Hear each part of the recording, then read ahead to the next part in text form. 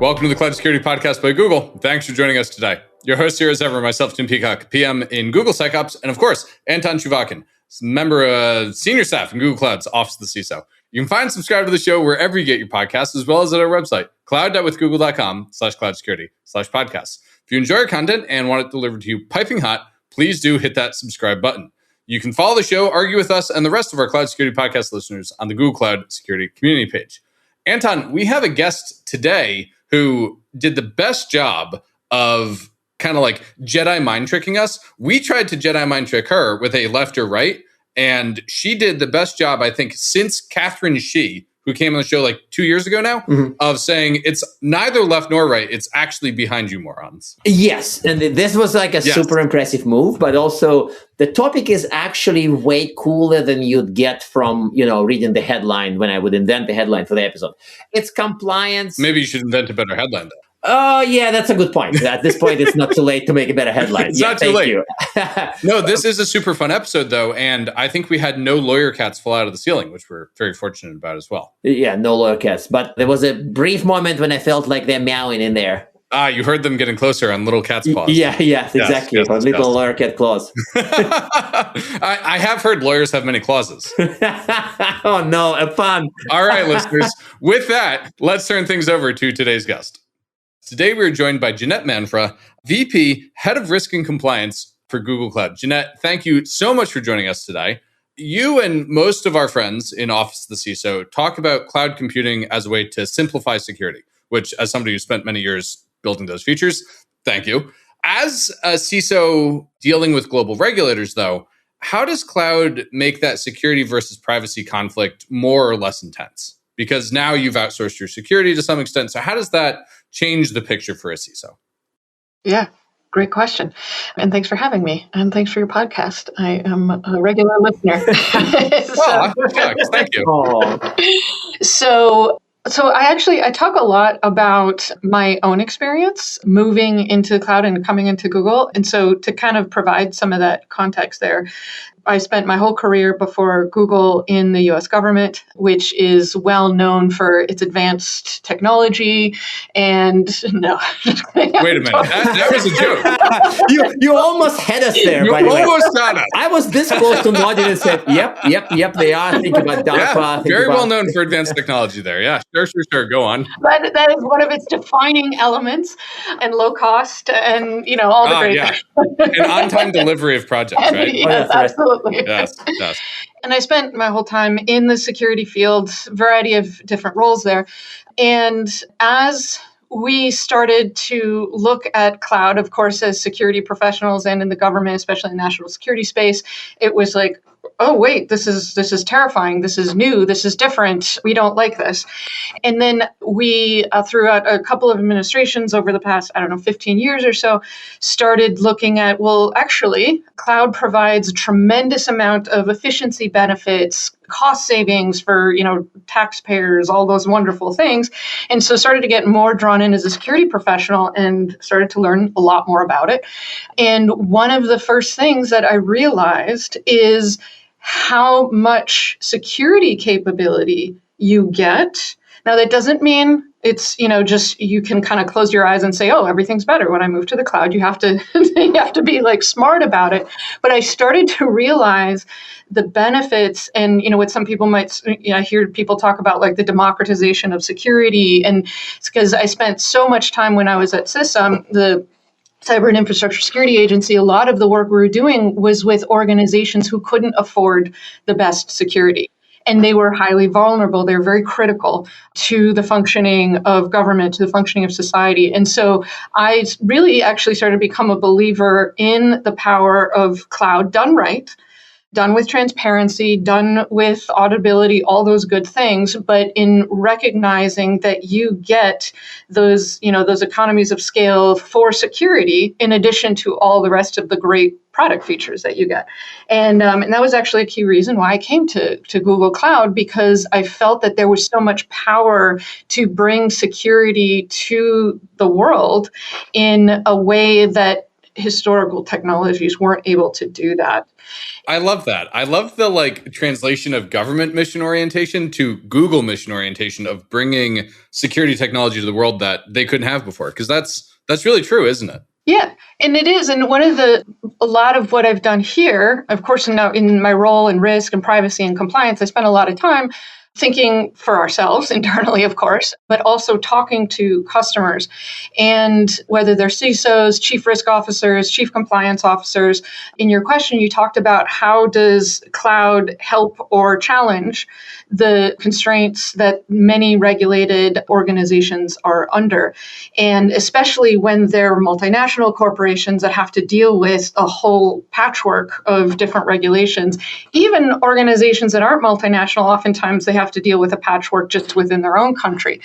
And looking at you, U.S. state laws. But federalism, isn't it great? Yeah. So if you take the benefits that cloud brings from a security perspective, even from a privacy perspective, from a reliability perspective, all of those things is critical. And now at the point where most organizations, especially in these regulated, more risk-averse, we'll call them sectors, they want these things.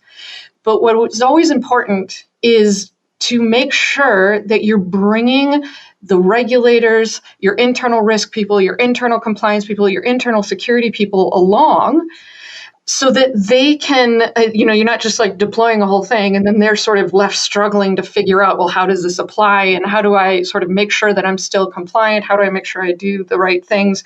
In the end, regulators, compliance, risk, security folks, they're usually aligned on the outcomes, right? There's always that outcome. I've never talked to a regulator that didn't have the same sort of security goals that I do. How you get there is different when you're talking about cloud, when you're talking about AI. Sometimes how you get to those security outcomes or those sovereignty outcomes or those privacy outcomes can be different. And you need to be able to have that open conversation. And importantly, you need to be able to enable a regulator or a customer to verify what you're saying through technological means and all of that. And so that transparency is important. But I don't think that cloud as a sort of I guess I would say meta grouping of technologies or AI in particular changes the paradigm per se if you're focused on what the outcomes are. Oftentimes, of course, compliance folks in particular get focused on what you're doing to get there. And so you have to sometimes reframe the conversation. But no, I don't think it necessarily makes the security versus privacy or some of these other things that people talk about a more intense conversation. It just makes it a different conversation. And it is also different in terms of what our responsibility is and what our customers are. I'll pause there. So this is a very elegant answer, because it, instead of, despite our attempt to sort of maybe not trick you, but kind of say, is it left or right? And Jeanette is grabs the steering wheel and actually it's the other direction altogether. So I really like this, but I want to push very gently in one direction. What about the centralization argument? Cloud does centralize. Well, I mean, cloud also decentralizes, so I may defeat my own argument in a moment, but cloud does centralize, does aggregate, and some people say that it does invite scrutiny because it's in some sense more centralized. So does it make it a bigger target for regulatory scrutiny, or is there some other dimension to this? Yeah. Well, I think there's kind of multiple layers to that centralization. There's the sector itself. Is it, too concentrated in just a few providers? That is a conversation that is had often.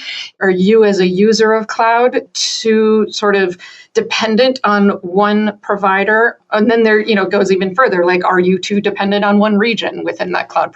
There's a lot of ways to kind of think through that centralization. And I would call it less a centralization and more of a concentration problem. And as a risk in anything, right? You want to make sure that things are diversified and that you understand when you're thinking about reliability and resilience in particular, whether that's cybersecurity resilience or, other types, that you understand, what is most critical to your organization and how are you building resilience into that? And I don't want to presuppose what any customer, how they might think. We do spend a lot of time working with customers to help them think through that. Increasingly, regulators are very concerned about this. This is, you see the Digital Operational Resilience Act in the EU. You have in the US, the banking industry increasingly looking at this. And to me, the term that I really like to hear is what in DORA is around this operational resilience, which is something that is known in the banking sector in particular for a long time. But I would say in the tech sector, especially infrastructure, is also well known, is the idea of, you have these kind of system resilience, but then you also need to look bigger. How does the financial system, to pick on them as a whole, how do we ensure systemic resilience? And then how do you do that through understanding your third party, fourth party, et cetera? Again, not unique to the financial sector. It is just one where there's a little bit more regulatory activity focused in that space.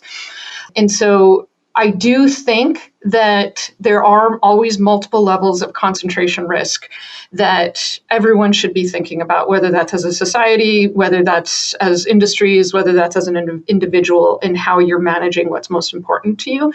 And that just really means building in an awareness of where you have those potential single points of failure. We do that all the time in Google.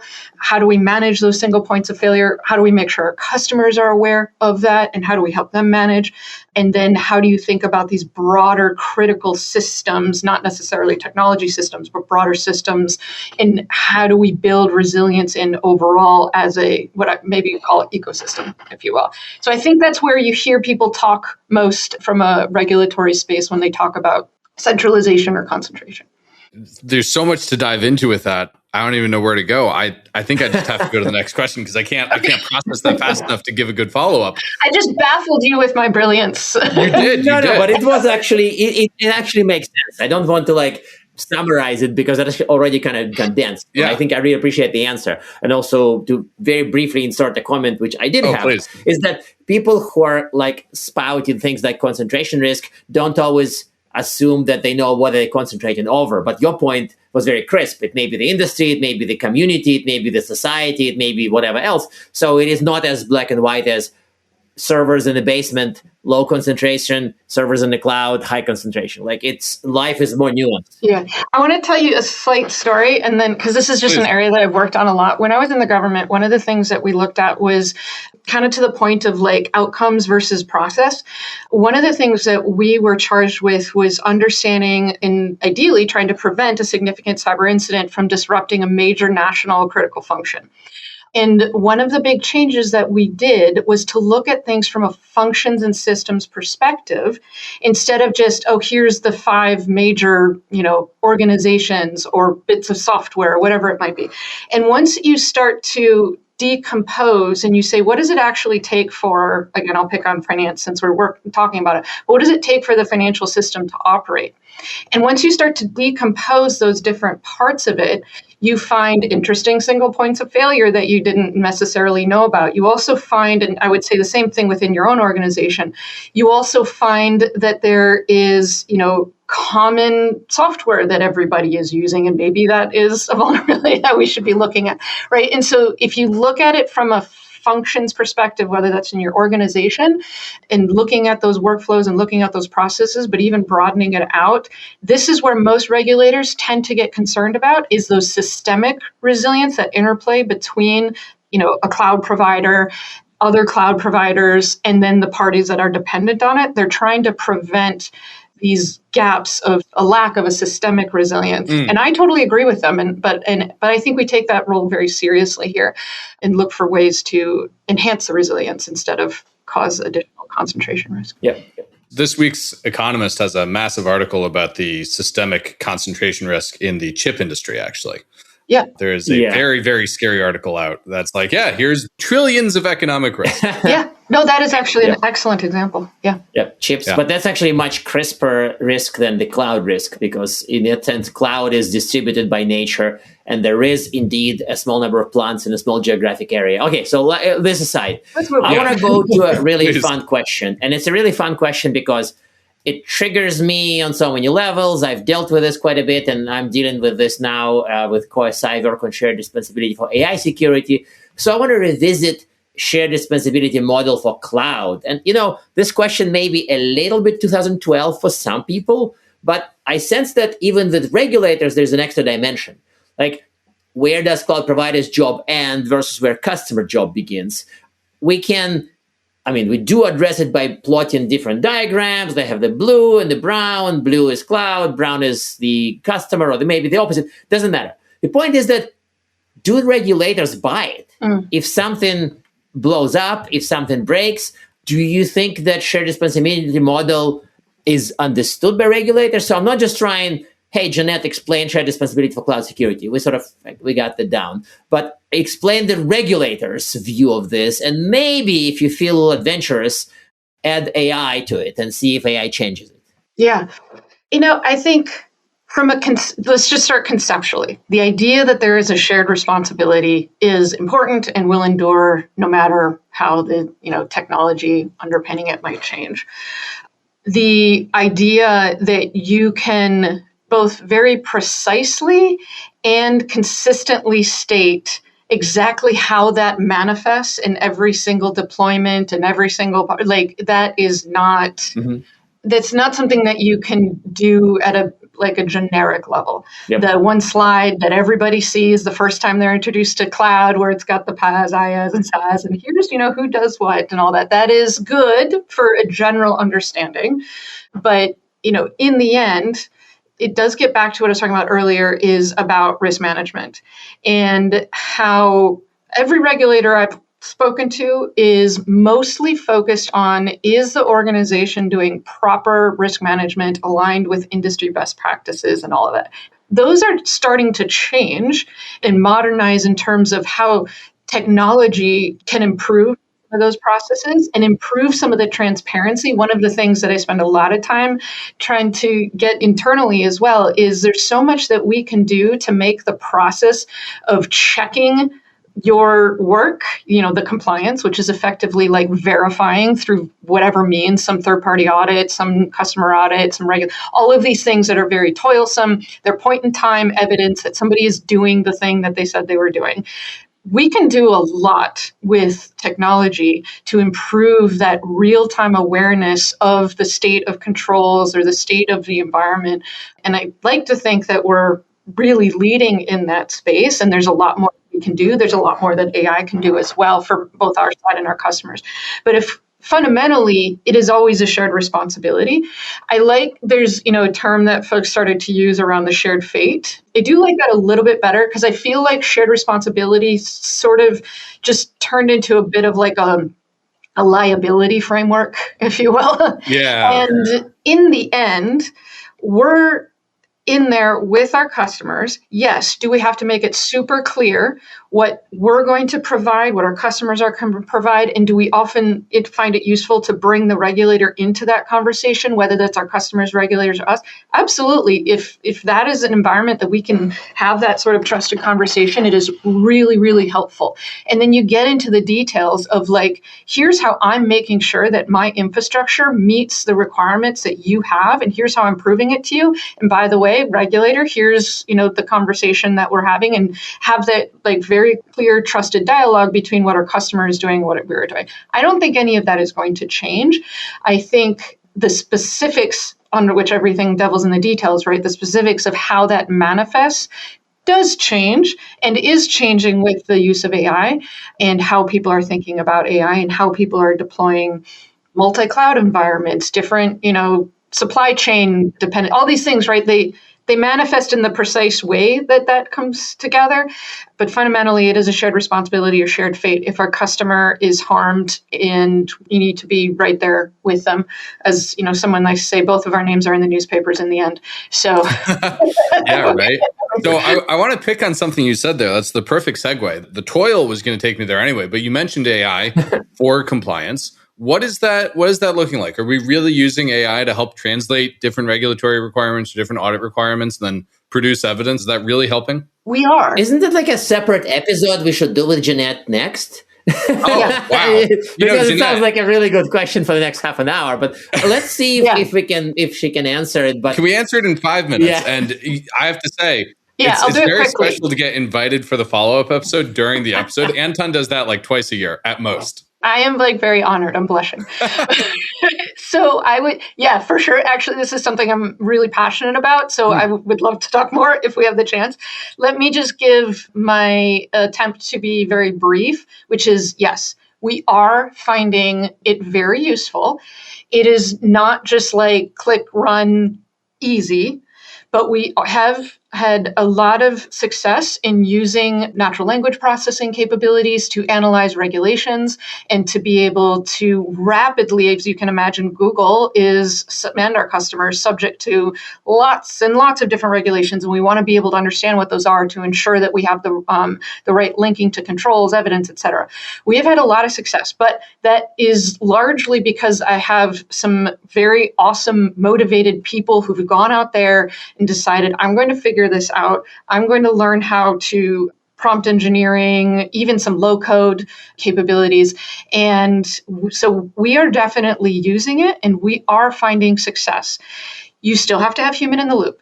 You still have to make sure that the human is checking. But what we have done is to scale it a little bit is once we went through the painful process of figuring out how to best set Gemini up to be able to analyze regulations, we then created standard procedures so that other people on my team can be using it. And so each time it gets a little bit easier.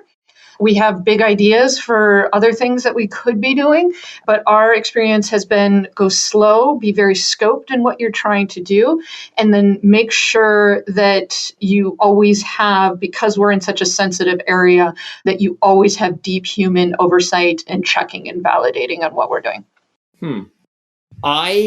I like that quite a bit also. But by the way, I feel like AI will manifest a lot more strongly in the coming months, years. So yeah, I almost feel like it has to be an episode, Tim. So that's Jeanette, you're coming back. Yeah. Okay. So I think that I need to ask the question that refers to the P word again, the privacy, before we start closing. And this is kind of the... Check your ceiling for cats first, Anton. Yeah, I am checking. And the reason for this joke is that I'm always afraid that lawyer cats would start streaming from my air vent. So I have this paranoid vision of if I mention the P word privacy on the podcast, that lawyer cats would start meowing out of ventilation. So when we get demands for transparency, we may increase logging, increase certain type of data collection, checking for configurations, checking for other things, deliver more insight. And then people say, no, you can't record all that because privacy.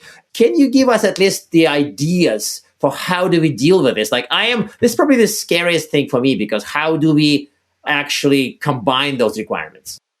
Privacy and transparency. Yes. Logging, auditability, and privacy. Yeah, that's hard. And security. Right. So I do also run privacy for cloud. And so in addition to the lawyers, it'll be my own privacy team coming out of the air vents if I... Oh, boy. Thank you. You really needed to say that, by the way. I'm like... First of all, I think it's a fascinating topic as somebody who actually, I do care a lot about privacy, in addition to meeting those, regulatory outcomes that are different. And privacy is a fascinating thing all on its own. There are lots of different concepts of what, different cultures and different countries think about what it means to be private. And that has, then consequences in how they regulate privacy and how they do the balance between privacy and security, privacy and transparency. So just sort of setting that up, it is different depending on where you're at and how you deal with it. So there's not like a universal thing that we can say. I would say general guidance when it comes to, logging, transparency, auditability, all of that. You want to ensure that you have the appropriate privacy filters in place, but you are going to need to adapt that to wherever you operate in whatever region, for sure. We put a lot in place ourselves. We do not train our models on private data. We do not, there's a variety of things that we offer to customers to increase if they have an additional set of restrictions that they'd like to put in place to prevent, anybody from accessing it anywhere. There's all sorts of things we can do. There's also one of the things, I have a privacy engineering team. He's got all these, really brilliant ideas of thinking about things like differential privacy, thinking about agentic privacy, thinking about how can we achieve these security transparency outcomes by using math and, this really interesting that I am not qualified to talk about in depth, but using these differential privacy techniques and others to be able to get the best of both worlds, if you will, to preserve the privacy, whatever those requirements might be in whatever location you might be, but to be able to still have the transparency, the security, and other outcomes. And so there's work that Google has done already that we've pushed out publicly. There's work that we're continuing to do that we will push out publicly. But I do think that we're starting to get to this place potentially where we can have our cake and eat it too. Keep people's data private while ensuring that we maintain the benefits of the access to non-private data for security, transparency, and other outcomes. But this is a big, grand challenge and one that I'm really excited to be a part of. That's a very optimistic note to end on. And so as much as I hate to do it, I'm happy this is where we're doing it. I have to ask our traditional closing questions. So one, do you have a piece of advice for other security and privacy leaders to help their teams, not just their companies, but like their teams, adopt AI for their practices? And then two, do you have recommended reading?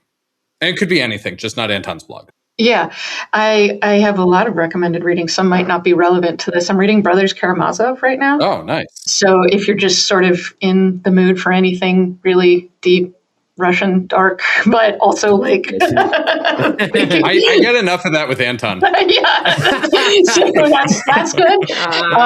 And then I've been talking a lot. I read this awesome book called Wiring the Winning Organization.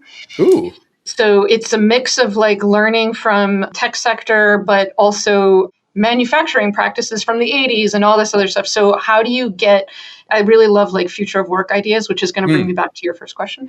And, how do you empower teams to be more agile? And how do you as managers and leaders create the environment for them to be more agile and autonomous while still working towards common goals without that sort of rigid decision-making hierarchy process? So that's cool. Throw that out there because I'm a huge fan of that book. And there's a few others in that genre. And then kind of to that, that's a bit how I've been talking to my own team about thinking about risk, privacy, and compliance. And I'll plug my own blog. Oh, yeah, please. I put a blog out in the Cloud CISO Perspectives, thinking about AI as a strategic advantage for risk and compliance. I acknowledge that a lot of folks that makes them nervous because there's a lot of things that we do in this space that are great use cases for agents and other AI capabilities to take over. And the way that I think of it is, how do you think of AI as an enabler and accelerator for you so that you are driving the critical thinking, you're driving the orchestration, you're making life easier for, the product teams, the service teams, the mission, whichever industry you're in, and to think of it as an enabler. And if you're not, maybe more tech or AI savvy, which many folks aren't necessarily in this community, there's so much out there to get that training and to not be intimidated by it. Test it out, play around with it, but mostly don't be intimidated by it. Think of it as an enabler for you to get to that kind of next level of risk management thinking. I love that answer. And now I'm picturing you at home playing with like an open claw on your Mac Mini at home. Is that what's happening here? I hope not. Yeah. No comment. Amazing. Well, listeners, we managed to make it 30 minutes into an episode with a VP of Risk and Compliance at Google, and only at the end did we get a no comment. So I'd consider that a podcasting win for today. Jeanette, thank you so much for joining us. I'm really looking forward to having you back on the show to talk about, just so much more than we could have talked about today. Thank you. And now we are at time. Thank you very much for listening and, of course, for subscribing. Please subscribe so you can get new episodes piping hot. And if you love our content, please drop us a review on your platform of choice. You can find this podcast on YouTube, Apple Podcasts, Spotify, or wherever you get your podcasts. Also, you can find us on our website, cloud.withgoogle.com/cloudsecurity/podcasts. You can argue with us on the Google Cloud Security Community site, googlecloudcommunity.com. You can follow us on x.com/cloudsecpodcast. Tweet at us, email us, argue with us. And if we like or hate what we hear, we can invite you to the next episode. See you on the next episode of the Cloud Security Podcast by Google.